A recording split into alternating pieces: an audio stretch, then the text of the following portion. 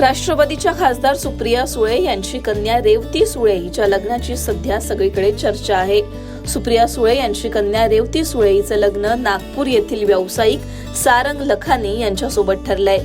सुप्रिया सुळे यांनीच याबाबत सोशल मीडियावर एक पोस्ट शेअर करत माहिती दिली होती।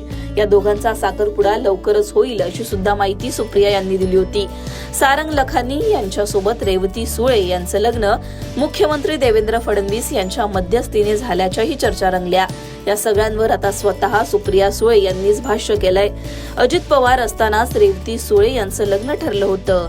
अजितदादांनी स्वतः या दोघांना लग्नासाठी आशीर्वाद दिले होते अशी माहिती सुप्रिया सुळे यांनी दिली आहे। रेवती ताईंच्या लग्नाची घोषणा इंस्टाग्राम पोस्ट करून आपण केलेली आहे। मुख्यमंत्र्यांनी मध्यस्थी केली अशी एक चर्चा आहे। नेमकं खरं तर गेले अनेक महिने ही चर्चा चालली होती। रेवती आणि सारंग हे गेले जवळपास वर्षभर एकमेकाला ओळखतात आणि माझं भाग्य आहे की माझे सगळेच भाऊ म्हणजे मला 6 भाऊ आहेत, त्या 6ही भावांनी या नात्याला आशीर्वाद दिलेला आहे। त्यामुळे मी माझं भाग्य समते की दादा असतानाच हे लग्न ठरलं होतं।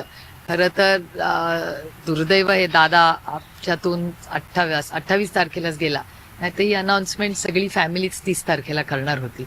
त्यामुळे एकाच गोष्टीचं मनापासून समाधान आहे की दादाच्या आशीर्वादानेच हे लग्न ठरलं। दरम्यान सारंग लखानी हे विश्वराज ग्रुपचे अध्यक्ष आणि व्यवस्थापकीय संचालक असलेल्या अरुण लखानी यांचे पुत्र आहेत। सध्या सारंग लखानी त्यांच्या वडिलांच्या मार्गदर्शनाखाली फर्म विश्वराज ग्रुपमध्ये कार्यकारी संचालक म्हणून कार्यरत आहेत। सारंग लखानी हे उत्तम बॅडमिंटनपटू असून त्यांनी अमेरिकेतील कोलंबिया बिझनेस स्कूलमधून व्यवस्थापनाचं शिक्षण घेतलंय।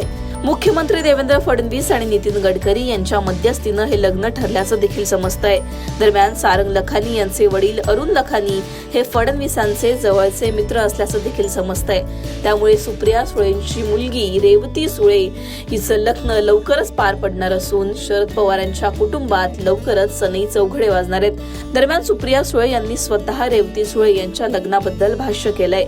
रेवती सुळे यांच्या लग्नावर तुमच्या प्रतिक्रिया काय आहेत कमेंटमध्ये सांगा। लोकमतला सबस्क्राईब केलं नसेल तर सबस्क्राईब करायला विसरू नका।